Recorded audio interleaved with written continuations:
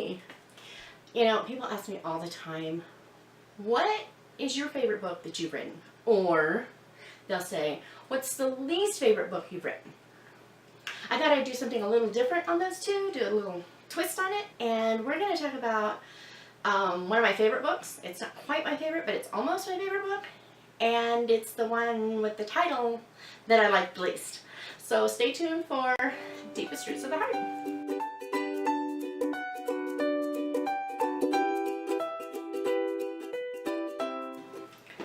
Alright, Deepest Roots of the Heart. It doesn't sound like most of my titles, right? Most of my titles are very short and snappy, as my daughter likes to call it. I do like them brief, I do like them short. I don't mind a series title being a little longer, that doesn't bother me, but a book title, I prefer really short. I have a lot of 2- and 3-word book titles. Discovering Hope, Speak Now, Past Forward, Heartland 1, right?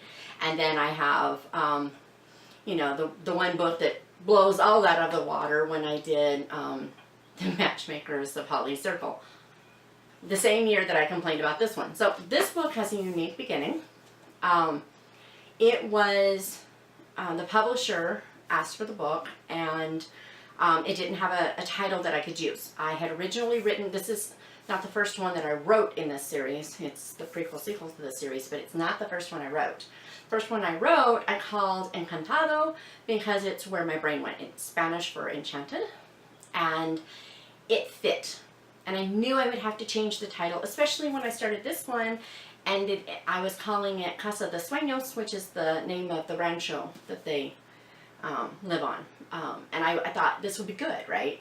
But I knew I couldn't use it at publication, because who's going to walk into Barnes & Noble? Because you're going to see the spine, you're going to see a Spanish title on a shelf and go, oh, I think I'll check that one. No, they're not even going to pick it off the shelf, right? Because why would they?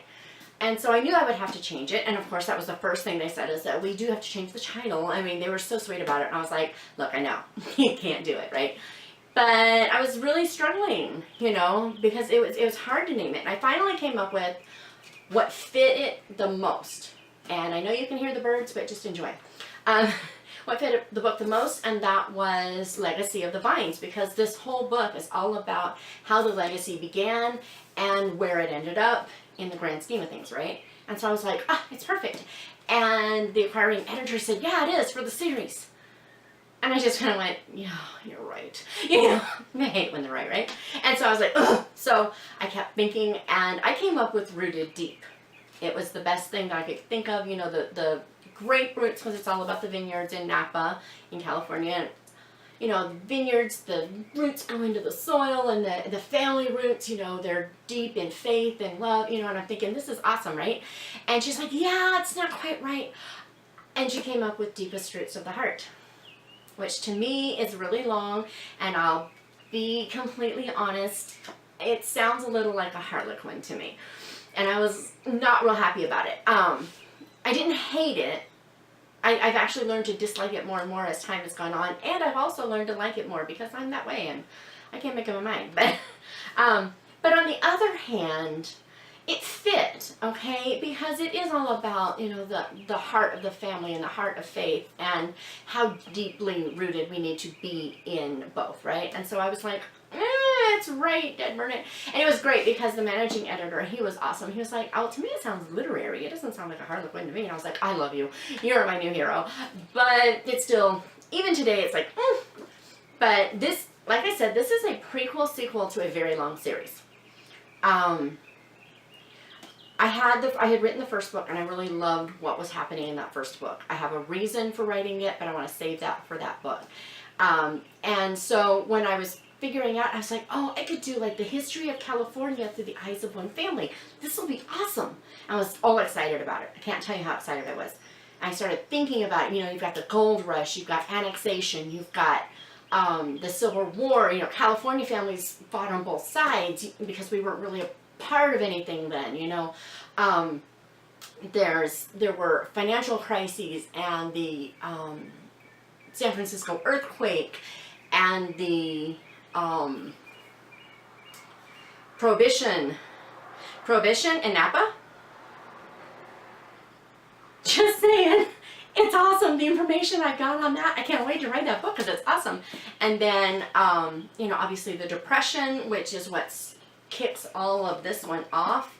It's where the book series, it ends in 1941 at the end, I mean, at the beginning of the World War II for the U.S. I mean, obviously it's been going on, but for us, we entered in 1941, and this is when, you know, Avellino leaves Napa, joins the services to fight for his country, and he's leaving everything, literally.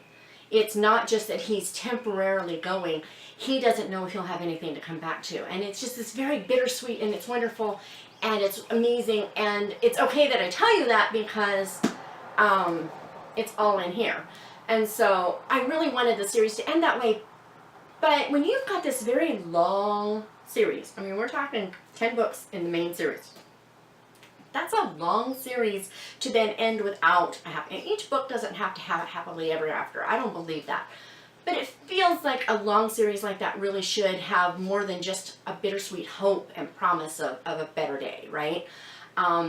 Right now I have this mental picture of it being a little like Scarlett O'Hara in Gone with the Wind, where she's like, I'm going to get my family's land back. I'm going to make this happen. They're not going to beat me down. I kind of want that feel, that just love of family and tradition, and, you know, and I really want to show it, but it's not a happy ending, and I couldn't stand it. So I decided to write an entire book, because this is how I do things, that is a prequel sequel to the entire series. And so this book starts in 1861.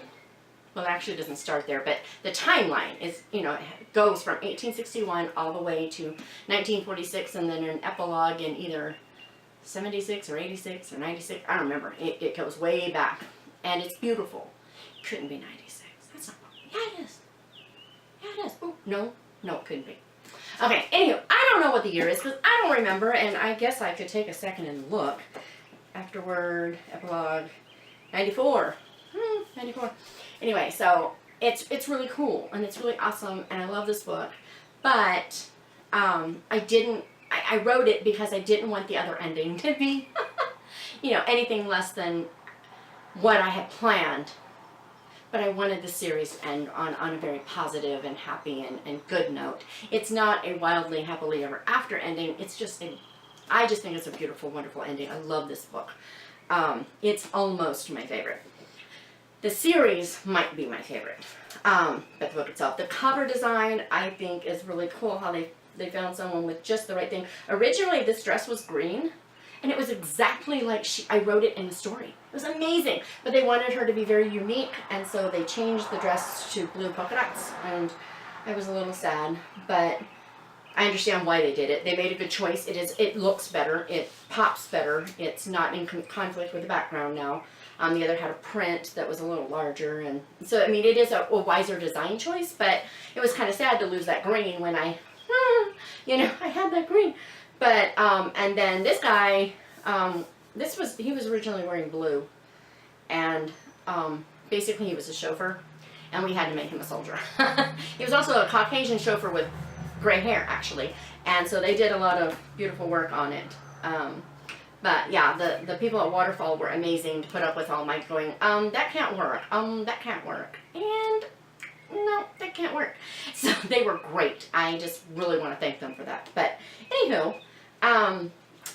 also, this book comes, you know, obviously in paperback and in, on Kindle, of course, but it was also narrated by Tom Rivera, and it's available on audio. You can get the MP4, you can get CDs, you can get it on Audible. It's a fabulous recording. That man is amazing. I couldn't believe it. The detail he went into, he would email me before he started. He would email me, he would say, okay, so how does this person sound to you? And so I sent him a recording of my uncle singing so he could get a feel for what the accent sounded like. And he just loved my uncle singing.